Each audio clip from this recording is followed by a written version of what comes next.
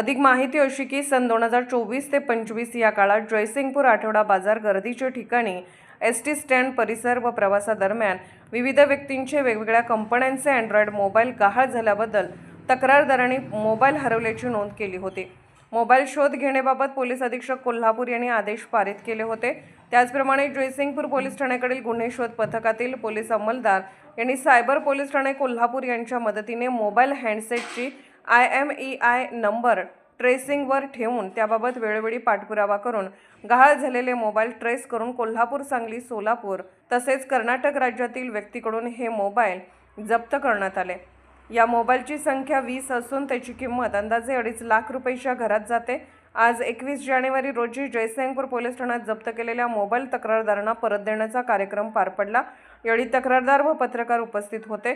सदरची कारवाई पोलीस अधीक्षक यांच्या मार्गदर्शनाखाली जयसिंगपूर पोलीस ठाण्याचे पोलीस निरीक्षक सत्यवान हाके, पोलीस अंमलदार ताहिर मुल्ला, रहमान शेख, बाळासाहेब गुप्ते, कोळी, अमर अडसुळे आदींनी केली।